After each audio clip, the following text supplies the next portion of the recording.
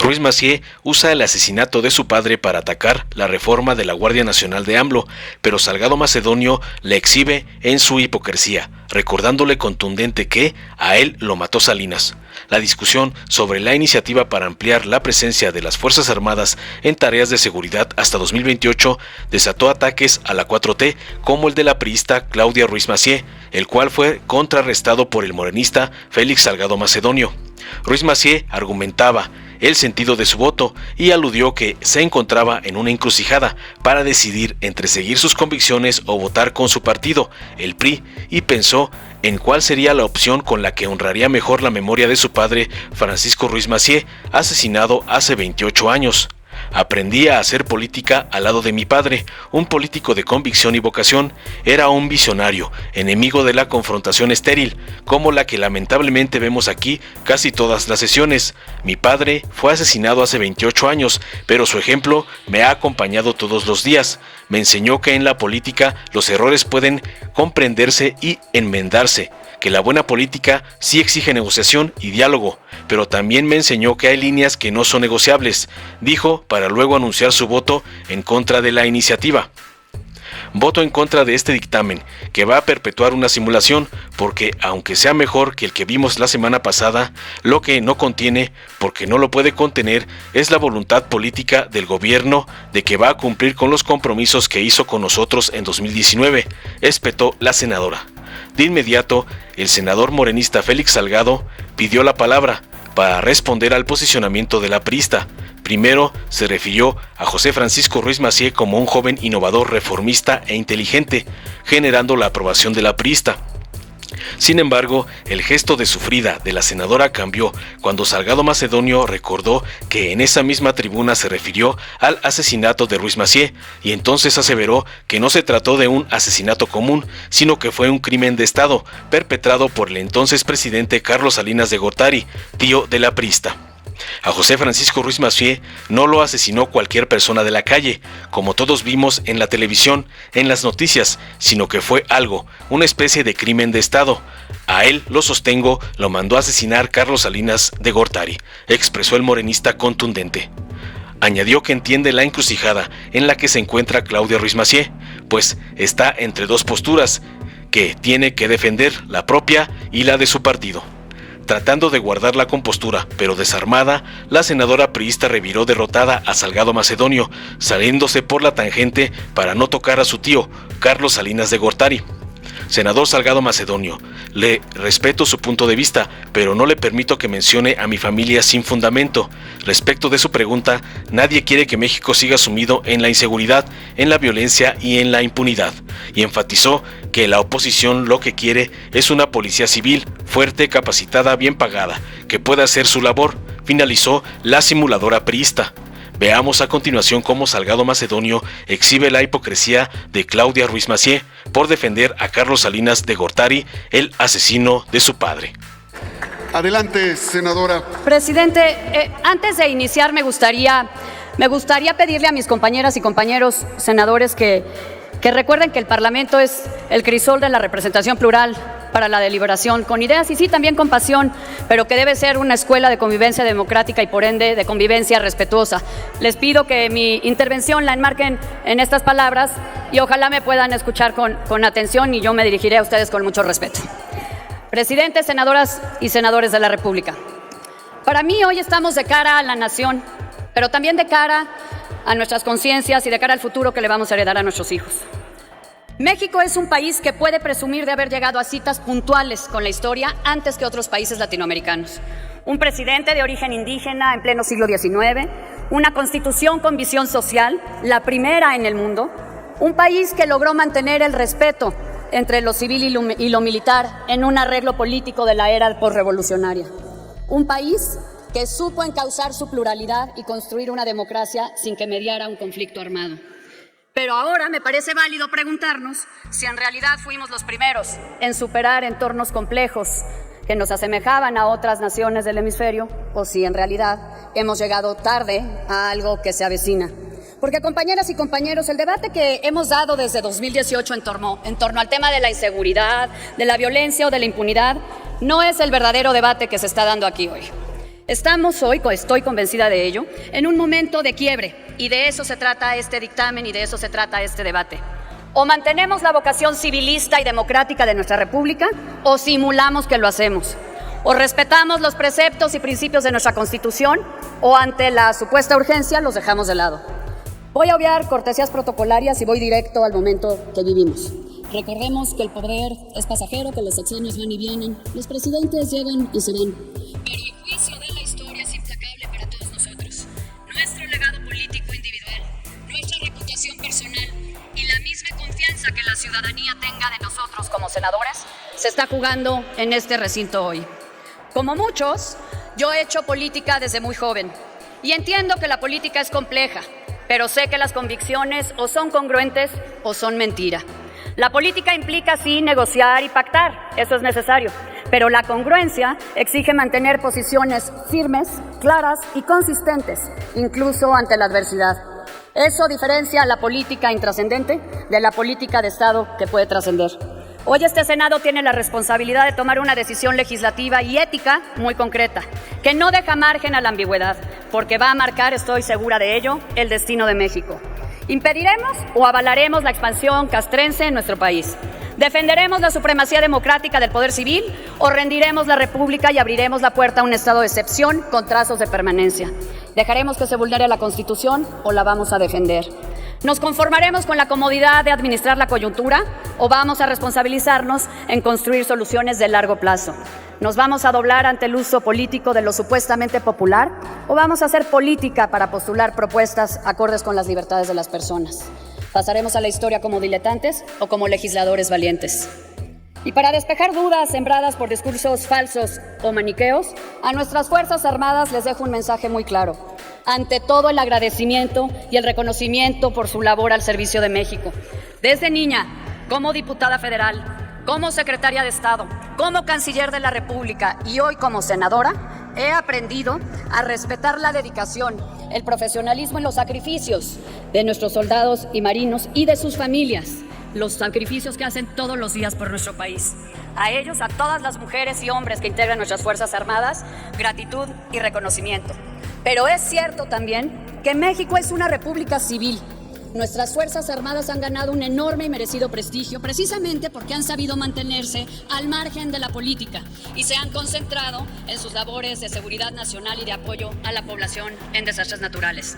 Por décadas, los gobiernos de todos los partidos han solicitado el apoyo de las Fuerzas Armadas para cubrir las deficiencias policiales en seguridad pública. Nunca podremos agradecerle suficiente a las Fuerzas Armadas que hayan participado de ese llamado, pero no podemos abusar de ellas al tiempo que dejamos de construir las policías civiles que México necesita.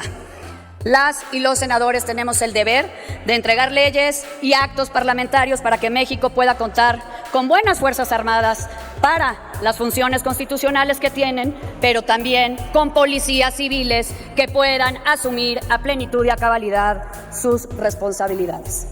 Compañeras y compañeros, yo sé que soy parte de una voz minoritaria en este recinto, incluso dentro de mi propia bancada, pero pese a todo, sigo creyendo que la razón, la consistencia y la congruencia son más potentes y más dignas que la concertación sin esencia, la aceptación de la consigna o incluso que el miedo ante el poder. Sé que defender principios, aunque sea una decisión impopular o implique remar contra corriente, conlleva costos. Pero señoras y señores, yo estoy aquí para ayudar a defender al Estado de Derecho y a la democracia mexicana. Y me asumo, como sé que cada uno de ustedes lo hace, como representante de ese México plural, que no es el país de un partido único. Millones de mexicanos exigen con razón y con mucha rabia que encontremos soluciones a la violencia y a la impunidad, que seamos capaces de imaginar soluciones, instituciones y acciones reales, viables y eficaces para contener y detener el flagelo de la delincuencia. Pero estoy segura que los más de esos millones exigen que esa responsabilidad la asumamos respetando la ley y los límites de la Constitución, sin debilitar los principios y las instituciones democráticas. Por eso estoy convencida de que muchos mexicanos que están afuera de este recinto hoy quieren que desde la oposición se tenga el coraje de alzar la voz y evitar simulaciones o la continuidad de estrategias fallidas, evitar el debilitamiento continuo de nuestras instituciones y evitar los retrocesos que ponen en riesgo el futuro mismo de nuestro país como una república democrática. Por eso, antes de votar, les pido que dimensionemos y que aquilatemos verdaderamente, asumiendo de fondo en nuestra conciencia la responsabilidad que tenemos en nuestros hombros el día de hoy con el voto que habremos de emitir. Y sé que muchos de ustedes, compañeras y compañeros senadores, incluyendo a varios militantes de Morena y sus aliados, en privado rechazan la militarización, pero en público se sienten obligados, por muy distintas razones, a apoyarla. Sé que varios de ustedes, independientemente... Permítame, senadora. ¿Con qué objeto, senadora Naya?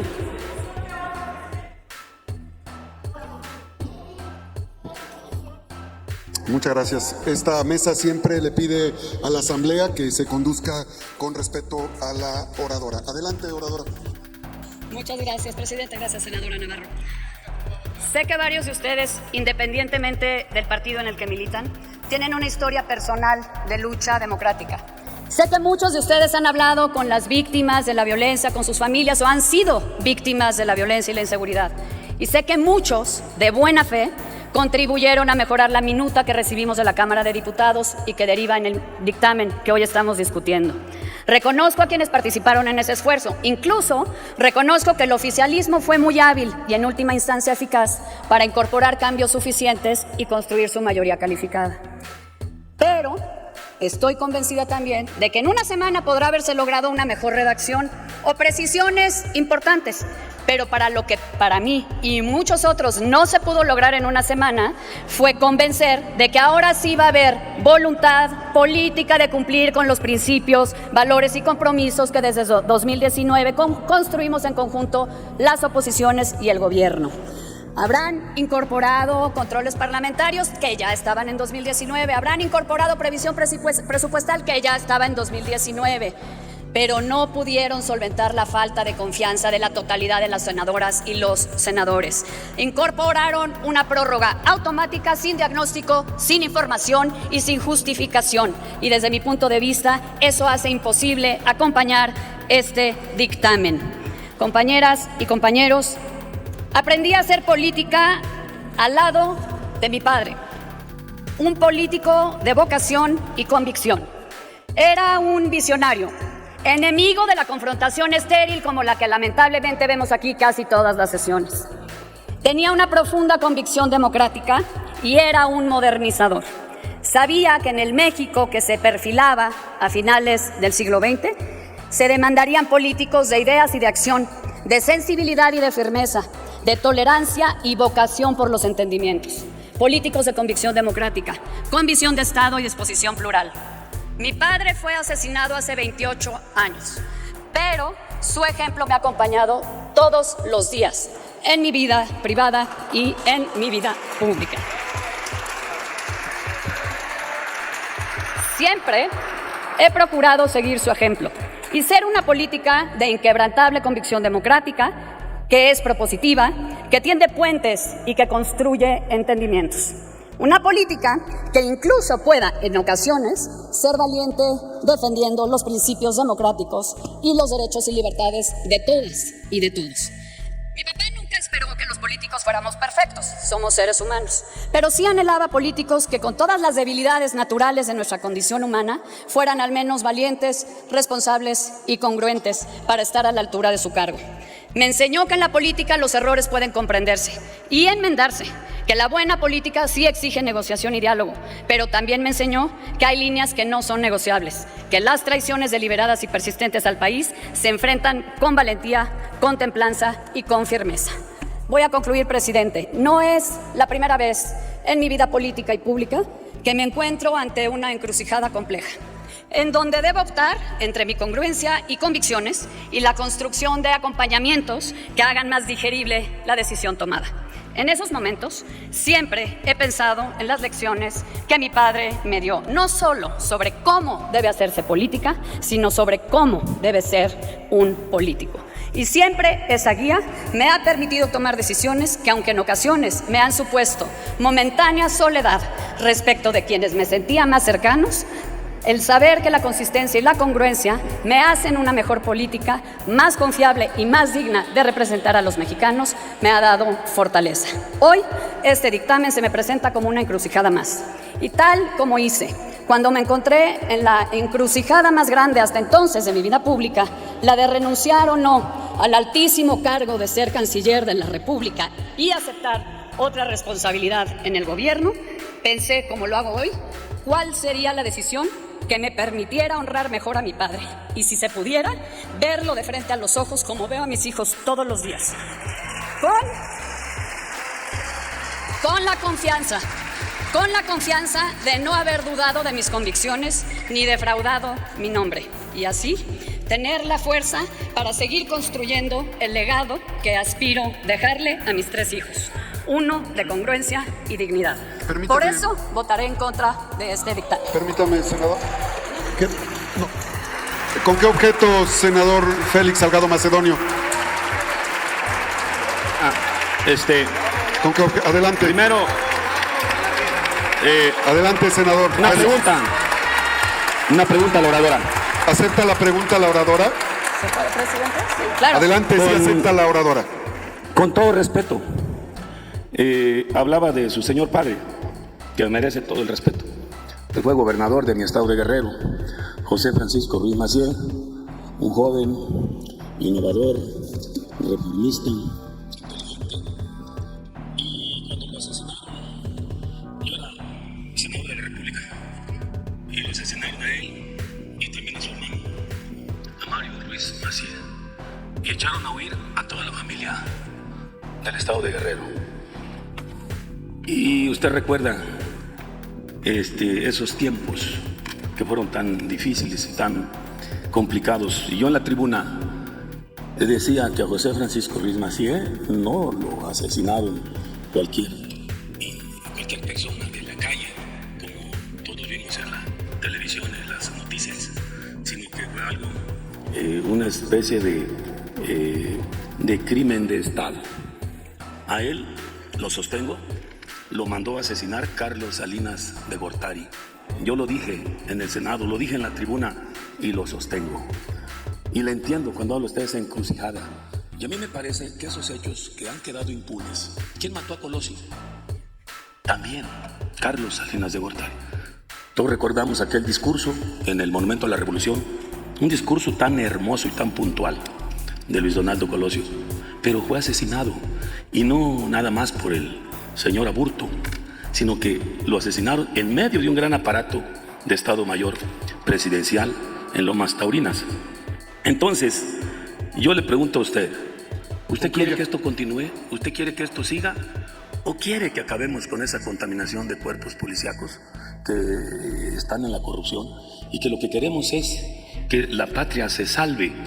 Imagínese lo grave que sería que por un voto o 2 votos esto no pasara. Yo sé lo que usted está diciendo y su contradicción, pero en este momento es necesario que la Guardia Nacional continúe y que el Ejército y la Marina anden en las calles haciendo tareas de seguridad pública, porque es el momento. Y la patria está en esa encrucijada también. Por lo tanto, yo la invito, paisana de Guerrero, a que pueda reflexionar su voto a favor. Muchas gracias por su atención. Adelante, senadora, para dar Gracias, presidente. Senador Salgado Macedonio, le respeto su punto de vista, pero no le permito que mencione a mi familia sin fundamento. Respecto de su pregunta, nadie quiere que México siga sumido en la inseguridad, en la violencia y en la impunidad. Justamente eso es lo que la oposición ha estado tratando de evitar en estos años. ¿Qué queremos? Policías civiles fuertes, capacitadas, bien pagadas, que puedan hacer su labor, la que les toca. ¿Y qué queremos? Fuerzas Armadas que hagan sus labores constitucionales y no estén haciendo labores que no deben hacer para las cuales no están capacitadas y que además las vulnera frente al crimen organizado, frente a la ley y frente a la ciudadanía. Por eso dije en mi intervención, senador Salgado, que este debate no era sobre la seguridad. Este debate es sobre si queremos o no cumplir un capricho de prorrogar sin justificación una presencia militar que, por cierto, existe de aquí a 2024. Ahí van a estar las Fuerzas Armadas cumpliéndole a la República, ayudando a las policías locales en su tarea. Pero lo que no hemos visto es la voluntad del gobierno de fortalecer a las policías para que poco a poco los militares puedan regresar a sus funciones constitucionales. Eso es lo que hemos visto. Y yo no estoy en una encrucijada de si voto a favor o en contra. No tengo ninguna duda.